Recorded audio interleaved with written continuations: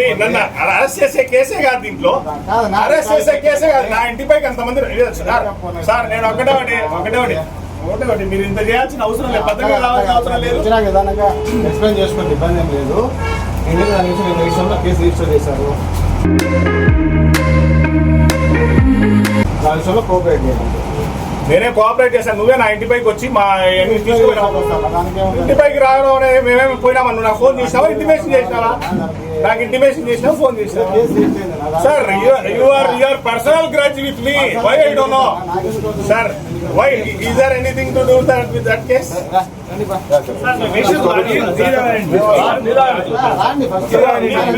నేను విచారణ ఏం చేస్తావు? మేమేమైనా తప్పు చేసింటే భయపడాలి. చిన్నదానికి నువ్వు పోయి నన్ను ఇంట్రాగేషన్ చేసేంత సీను లేదు, నువ్వేం లేదు. ఏం ఇంట్రాగేషన్ ఉంది? మీరు నిదానంగా మాట్లాడుకోలేదు.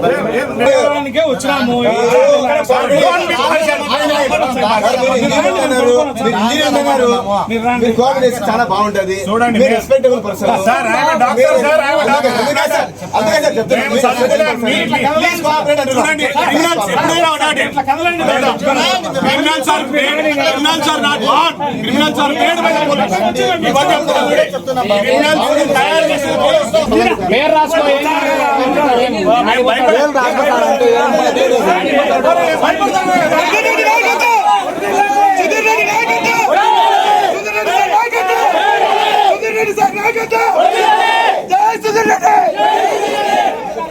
పోలీసుల దౌర్జన్యం,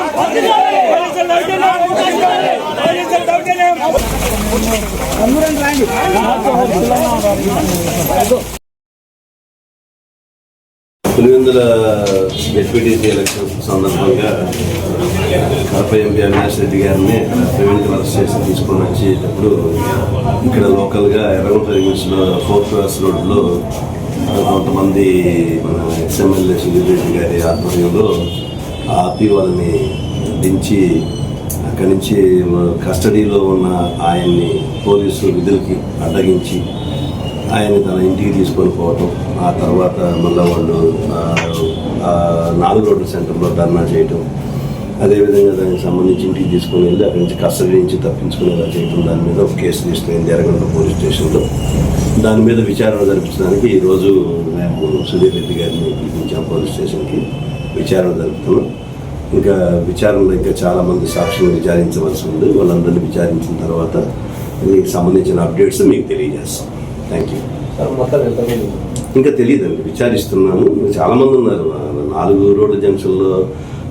ఆయన బట్టి చూడటానికి వచ్చిన వాళ్ళు ఉంటారు, ఆయన బట్టి వచ్చిన నాయకులు ఉంటారు, ఆయన ఫాలోవర్స్ ఉంటారు. ఇది విచారణలో తేలవలసి ఉంది. ఇంకా ఆయన్నే అడుగుతున్నాము ఎవరెవరు ఏంటి, మీరు ఎవరెవరు వచ్చారు ఏంటనేది. ఇంకా కూడా ఫర్దర్గా కొంతమంది సాక్షులను విచారించవలసి ఉంది.